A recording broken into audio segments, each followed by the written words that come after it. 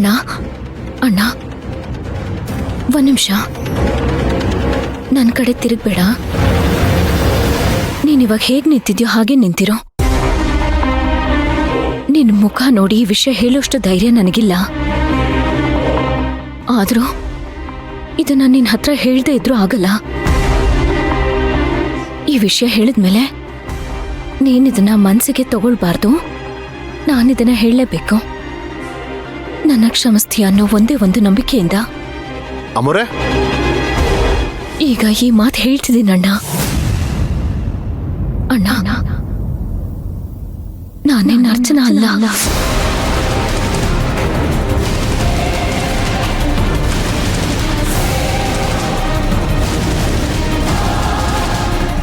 ಶಾಂತಿ, ಏನ್ ಮಾಡ್ತಿದ್ಯಾ ನೀನು? ಸುಮ್ಮನೆ ಇರು. ಏನ್ ಮಾಡ್ತ ಅಣ್ಣ, ನಾನು ಶಾಂತಿ ನಿವಾಸದ ಸೊಸೆ. ಶಾಂತಿ ಅಣ್ಣ, ನನಗೆ ಮದುವೆ ಆಗಿದೆ. ನನ್ನ ಗಂಡ ಸುಶಾಂತ್, ನನ್ನ ಮಗು ರಾಘವ್.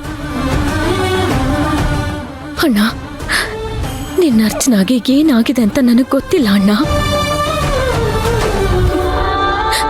ಆದ್ರೆ ಅವಳು ಎಲ್ಲೋ ಒಂದ್ ಕಡೆ ಸೇಫ್ ಆಗಿದ್ದಾಳೆ ಅಣ್ಣ.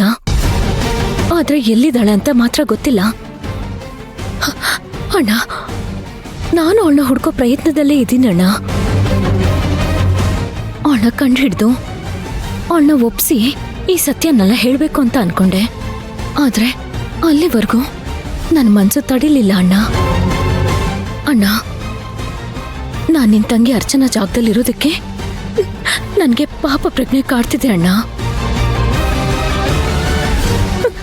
ಅಣ್ಣ, ದಯವಿಟ್ಟು ನನ್ನ ಕ್ಷಮಿಸ್ಬಿಡು. ಸಾರಿ ಸಾರಿ ಅಣ್ಣ.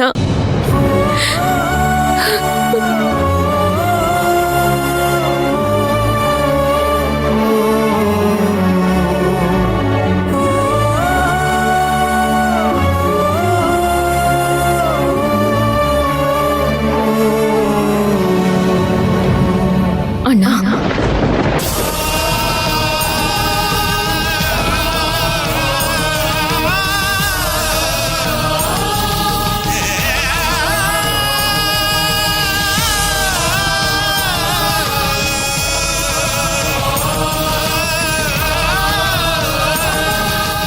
ಅಣ್ಣ, ಏನಾಯ್ತು? ನೀರು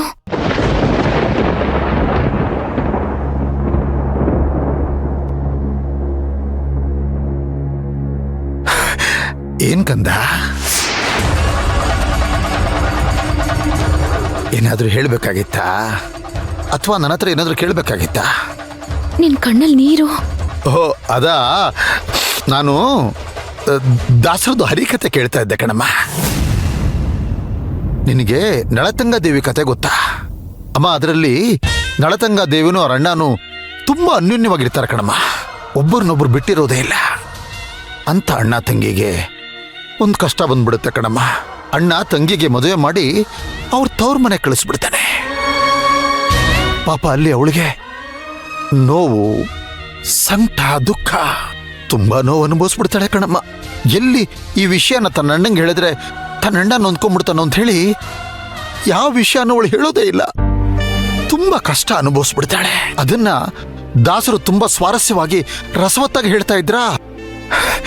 ಒಂದು ಕ್ಷಣ ನನಗೆ ನಿನ್ ನೆನಪಾಗೋಯ್ತು. ಹಾಗೆ ನೆನೆಸ್ಕೊಂಡ ಕಣ್ಣಲ್ಲಿ ತಾನಾಗಿ ನೀರು ಬರ್ತಾ ಇತ್ತು ಕಣಮ್ಮ. ಅಲ್ಲ, ನೀವಿಬ್ರು ಯಾಕೆ ಈ ತರ ನೋಡ್ತಾ ಇದ್ದೀರಿ ನನ್ನನ್ನ? ಅದು ಏನಿಲ್ಲ ಯಜಮಾನ್ರೆ, ಅಮ್ಮವರು ಅವ್ರ ಏರ್ಬಡ್ಸ್ನ ಹುಡುಕ್ತಾ ಇದ್ರು. ನಿಮ್ಮ ಹತ್ರ ಇದೆ ಅಂತ ಇವಾಗ ಗೊತ್ತಾಯ್ತು ನೋಡಿ ನಮ್ಗೆ. ಅಯ್ಯೋ, ಅಮ್ಮವ್ರ ಯಜಮಾನ್ರ ಹತ್ರನೇ ಇದೆ ನೋಡಿ. ಅದು ಅದು ತಗೊಮ್ಮ. ಅದು ನಾನು ಹರಿಕತೆ ಕೇಳಬೇಕು ಅಂತ ಹಾಗೆ ತಗೊಂಡು ಕಿವಿಗೆ ಹಾಕೊಂಡ್ಬಿಟ್ಟೆ ಕಣಮ್ಮ. ಸ್ವಲ್ಪ ಚಳಿ ಇತ್ತ, ಅದಕ್ಕೆ ನಾನು ಕ್ಯಾಪ್ ಹಾಕೊಂಡ್ಬಿಟ್ಟಿದ್ದೆ. ಅದಕ್ಕೆ ಅದನ್ನ ಒಳಗಡೆ ಇಟ್ಕೊಂಡು ಕೇಳ್ತಾ ಇದ್ದೆ. ಗೊತ್ತಾಗಿಲ್ಲ, ಸಾರಿ. ನೀನ್ ಕೇಳ್ಬೇಕಾಗಿತ್ತು ನಾನು. ಇಲ್ಲಣ್ಣ, ನಾನು ಆಫೀಸಿಗೆ ಹೋಗ್ತಿದ್ದೆ. ನಿನಗೆ ಹೇಳೋಗೋಣ ಅಂತ ನಾನು ಬಂದೆ. ಸರಿ, ಹೊರಡ್ಬೇಕಂದ. ಅಣ್ಣ, ನೀನ್ ಮೊದ್ಲು ಕಣ್ಣು ಒರೆಸ್ಕೊ. ಸರಿ ಬಾ. ನನ್ನ ಕಣ್ಣಲ್ಲಿ ನೀರಿದ್ರೆ ನೋಡಕ್ಕಾಗಲ್ಲ ನಿನಗೆ. ಸರಿ ಕಂದ, ಕಣ್ಣೀರು ಒರೆಸ್ಕೊಂಡಿದ್ದೀನಿ. ಆಫೀಸ್ಗೆ ಹೊರಡ್ಬಾ, ಹೋಗು. ಸರಿ ಅಮ್ಮೋರೆ, ಆಫೀಸಿಗೆ ಟೈಮ್ ಆಯ್ತು, ಬನ್ನಿ.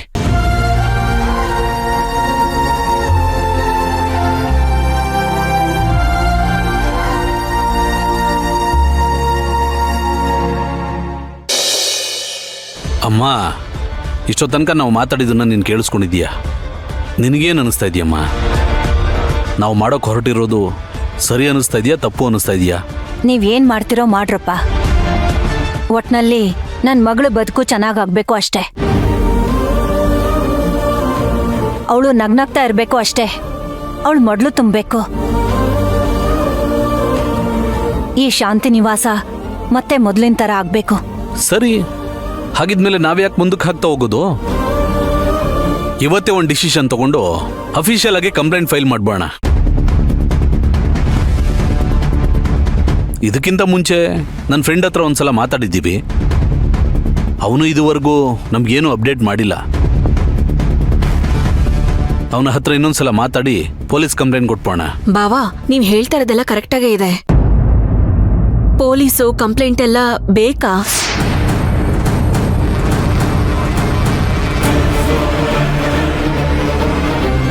ಅಮ್ಮ ಬೇಕಲ್ಲಮ್ಮ, ಒಳ್ಳೇದು ಮಾಡಕ್ ಹೊರಟಿದೀವಿ. ಒಂದು ಪ್ರಾಪರ್ ಕಂಪ್ಲೇಂಟಿಂದ ಶುರು ಮಾಡ್ಬೋಣ. ಮೊದಲನೇ ಮದುವೆಗೆ ಒಂದು ಲಾಜಿಕಲ್ ಎಂಡ್ ಸಿಗುತ್ತಲ್ವಾ? ಆಮೇಲೆ ಎರಡನೇ ಮದುವೆ ಬಗ್ಗೆ ಮುಂದುವರಿಯೋಣ. ಯಾಕೆ ವಿಕಾಸ್ ವಿಷಯ ಬಂದ್ರೆ ಹೀಗೆ ಮಾಡ್ತಿದ್ದಾಳೆ ಇವಳು? ಎಲ್ಲೋ ಏನೋ ತಪ್ಪಾಗ್ತಿದೆ. ನನ್ನ ಕಣ್ಮುಂದೆ ಬೆಳೆದಿರೋ ಹುಡುಗಿ ಸುಕೃತ. ಅವಳಿಗೆ ಬುದ್ಧಿವಾದ ಹೇಳಿದ್ರೆ ಅವಳು ಬದಲಾಗ್ಬೋದು. ಯಾರು ಹೇಳೋದು? ಯಾಕೆ ಒಂದ್ಸಲ ಅರ್ಚನನ್ ಕರೆಸಿ ಬುದ್ಧಿ ಮಾತು ಹೇಳಿಸ್ಬಾರ್ದು? ಅರ್ಚನಾ ಚೆನ್ನಾಗಿ ಹೇಳ್ತಾಳೆ ಎಲ್ಲಾನು. ಸರಿ, ಹಾಗಾದ್ರೆ ಇವತ್ತೇ ಹೋಗ್ಬಿಟ್ಟು ಪೊಲೀಸ್ ಕಂಪ್ಲೇಂಟ್ ಕೊಟ್ಬಿಟ್ಟು ಬಂದ್ಬಿಡೋಣ. ಅಣ್ಣ, ಇವತ್ತೇ ಯಾಕೆ, ಈಗಲೇ ಹೋಗೋಣ, ನಡೀರಿ. ಆಮೇಲೆ ಮುಂದಿನ ಕೆಲಸ ನೋಡೋಣ. ಸರಿಯಪ್ಪ, ಹಾಗೆ ಮಾಡೋಣ. ಪೊಲೀಸ್ ಸ್ಟೇಷನ್ಗೆ ಹೋಗೋದಾದ್ರೆ ನಿಮ್ಮಿಬ್ಬರ ಜೊತೆ ನಾನು ಬರ್ತೀನಿ. ಸಾಧನಕ್ಕ, ಇವತ್ತು ಆಫೀಸಲ್ಲಿ ಹಾಫ್ ಡೇ ಲೀವ್ ಕೊಡಿಸ್ತೀರಾ? ನೀನೇನಕ್ ಮಂತ್ರ?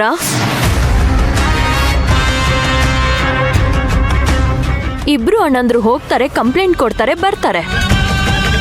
ನೀನ್ ಹೋಗಿ ಏನ್ ಮಾಡ್ತೀಯಾ? ಅತ್ಗೆ ಬರ್ಲಿ ಬಿಡಿ. ಅಲ್ಲಪ್ಪ, ಒಳ್ಯಾಕ್ ಸುಮ್ನೆ ಅಂತ. ಸರಿ, ನಾನು ಅಣ್ಣನೇ ಹೋಗಿ ಬರ್ತೀವಿ. ಅಣ್ಣ ನಡಿ. ನಡಿ.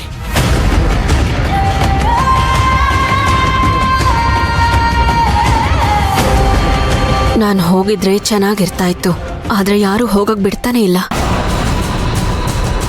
ಇವ್ರು ಹೋಗಿ ಏನಂತ ಕಂಪ್ಲೇಂಟ್ ಕೊಡ್ತಾರೋ, ಮತ್ತೆ ನನ್ ಮೇಲೆ ಅನುಮಾನ ಶುರುವಾಗಿ ಏನಾದ್ರೂ ಗಲಾಟೆ ಆಯ್ತು ಅಂದ್ರೆ ಪೂರ್ವ ಪರ ಹುಡ್ಕೋಕ್ ಶುರು ಮಾಡ್ತಾರೆ.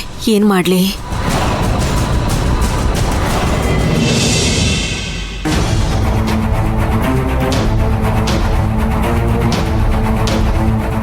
ಏನ್ ಮಾಡ್ತಿದ್ದೆ ನೀನು? ಹುಚ್ಚಿಡ್ದಿದ್ಯಾ ಶಾಂತಿ? ನಿನ್ಗೆ ಹುಚ್ಚಿಡ್ದಿದ್ಯಾ?